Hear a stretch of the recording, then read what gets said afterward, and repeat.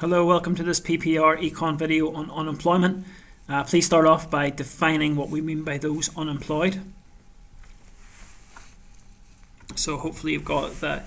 We define those unemployed as those able, available and willing to work at the going wage rate, however cannot find a job despite an active search for work and are able to start within 2 weeks. Specifications ask you to differentiate between the level of unemployment and the rate of unemployment. So have a go at that now as well, please. So hopefully you've got that the level is the number of people who are unemployed, whereas the rate is the number of people as a percentage of the workforce who are unemployed. And to calculate that, or the rate of unemployment, we have the unemployed over the workforce multiplied by 100, which will give us that figure. So within the labour force, okay, it's important to identify that we have got those who are economically active, who are willing and able to work, but we've also got those who are economically inactive. So see if you can identify a few reasons why people may be economically inactive in the UK.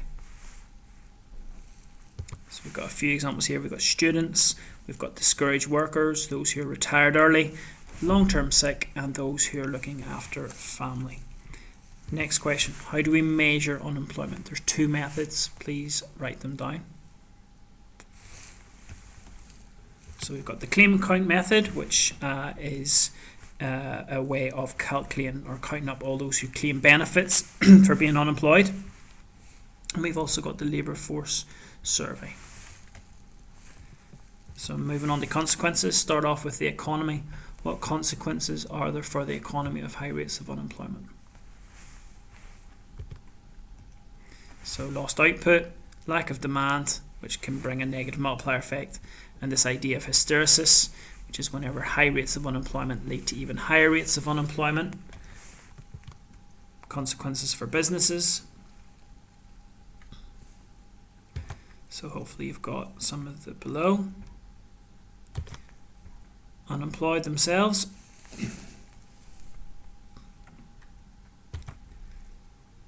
Big one here to understand maybe is this idea of de-skilling, which is quite good, and also this idea of skill atrophy, so people sort of losing their skills over time because they've been out of work for a prolonged period of time. Also good to know about the unemployment trap and disincentives about rejoining the workforce. Finally, consequences for the government, please.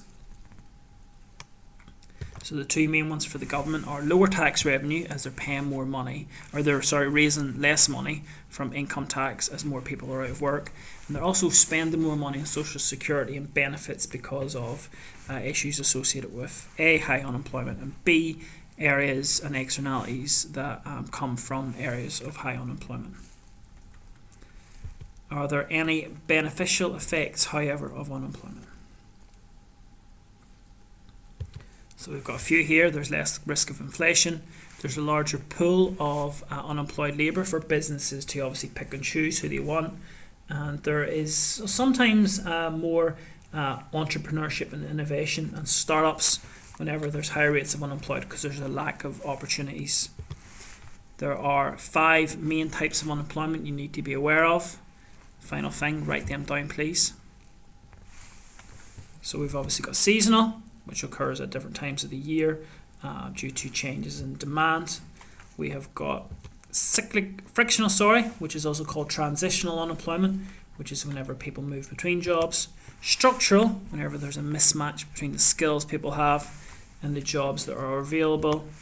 Cyclical, or it's also called sometimes demand deficient unemployment, when there's a downturn within the economy and everyone's affected by the downturn and unemployment goes up. And we've also got real wage unemployment.